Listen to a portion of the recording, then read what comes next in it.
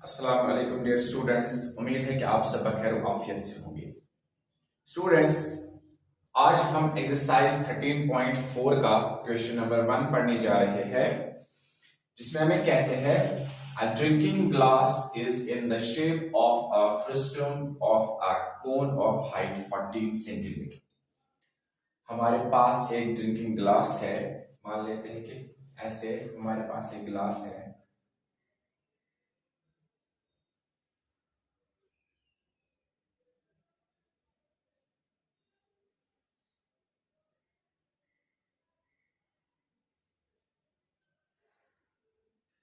ठीक,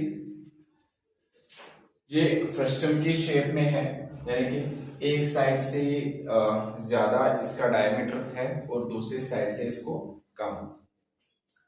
और हाइट इसकी जो है, हाइट हाइट देखी जाए तो वो 14 सेंटीमीटर है। The diameter of it is 2 circular ends are 4 and 2 centimetre. अब जो इनके डायमीटर्स है, एक साइड से इसका डायमीटर 4 सेंटीमीटर है और दूसरे साइड से इसका डायमीटर क्या आएगा, दूसरे साइड से 2 centimetre. Find the capacity of the glass. हमें बतानी है कि इस ग्लास की कितनी कैपेसिटी है। चलिए देखते हैं। जैसे कि हम इसमें देख रहे हैं कि 2 डायमीटर इसमें है, तो हमें 2 रेडियसेस निकालने होंगे। तो उसके लिए हम क्या करेंगे, जब हम रेडियस लेंगे, हम R1, एक तो R1 रखेंगे रेडियस और R2, ठीक, क्योंकि इसमें 2 रेडियस है इसीलिए। तो R1 जो है radius of the upper base. अब अगर हम अपर बेस की बात करेंगे, radius of the upper base जैसे कि 4 है डिवाइड बाई 2। इससे पहले मैं कह चुका हूं कि जब डायमीटर होता है, अगर हमें उसको रेडियस में कन्वर्ट करना होता है तो हम डिवाइड बाई 2 करते हैं। तो वहां से आएगा 2 1 r 2 2 r 2 centimetre. Okay, radius यानी कि R2 ऑफ द, ये तो अपर बेस की हमें ली, अब है लोअर बेस, ठीक है ना।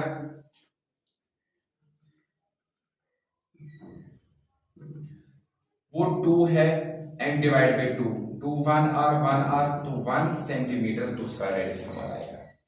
एक जो अपर वाला है उसमें 2 सेंटीमीटर एंड जो लोअर वाला है वो 1 सेंटीमीटर आएगा। और जो हमारी हाइट इसमें है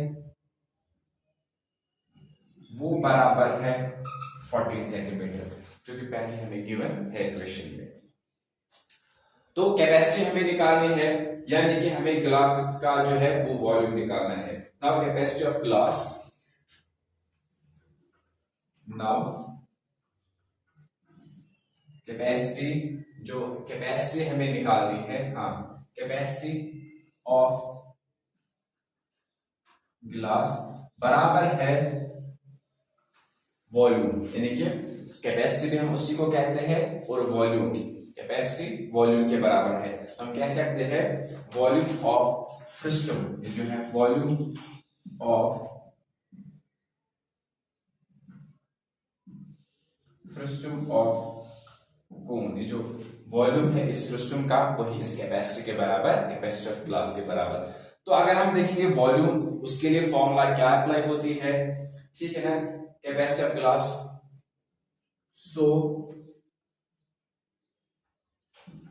कैपेसिटी ऑफ ग्लास जो बराबर है, कैपेसिटी ऑफ ग्लास वो बराबर है 1 डिवाइड बाई 3 पाई h और 1 स्क्वायर प्लस और 2 स्क्वायर प्लस R1 R2। याद रहे कैपेसिटी ऑफ ग्लास, इसमें 2 डायमीटर्स है, 2 साइड्स है, ठीक है ना। 1 divide by 3 pi h, R1 square क्योंकि इसमें 2 r है, R2 square plus R1 R2। अब इनके हम वैल्यूज देंगे, जैसे कि 1/3 ऐसे ही आएगा, पाई 22/7, एच हमारा 14 है तो इसकी हाइट है। देन R1 हमारा जो है यानी पहला रेडियस वो 2 के बराबर है, यानी 2 का स्क्वायर प्लस R2 हमारा 1 के बराबर है, यानी 1 का स्क्वायर प्लस R1 R2 यानी कि R1 2 है इंटू R1 1 है। देन क्या करेंगे, 1/3 ऐसे ही इंटू 22/7 भी ऐसे ही, 14 भी ऐसे ही।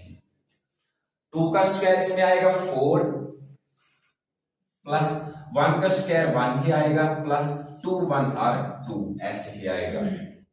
यहां पे मैं इरेज कर लेता हूं क्वेश्चन थोड़ा सा, ठीक है ना, तो उसके बाद से हम आगे करेंगे। याद रहे हमें कैपेसिटीज की निकालनी है।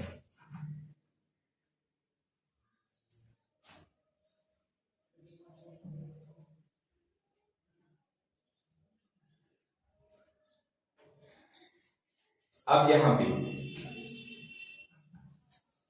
1/3 ऐसे ही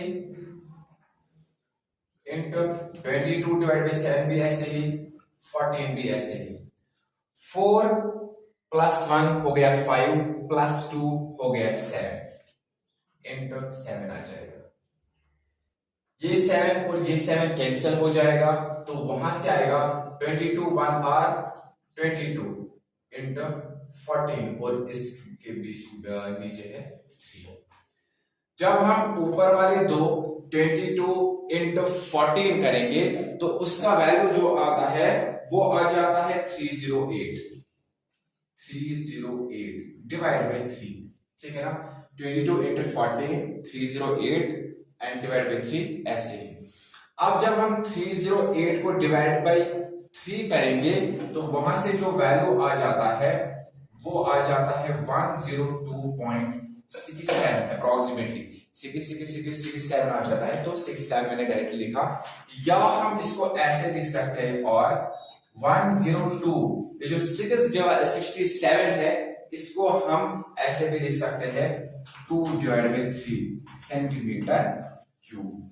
तो ये जो हमारा है या तो ये नहीं तो ये दोनों ये हमारे इसके आंसर से, इन्हें दोनों जो है हम कह सकते हैं हाँ ये है वॉल्यूम। किसका वॉल्यूम? एक फ्रस्टम का। ये जो ग्लास हमें दिया गया था इस ग्लास की कैपेसिटी ये है 102/3 या 102.67 सेंटीमीटर क्यूब।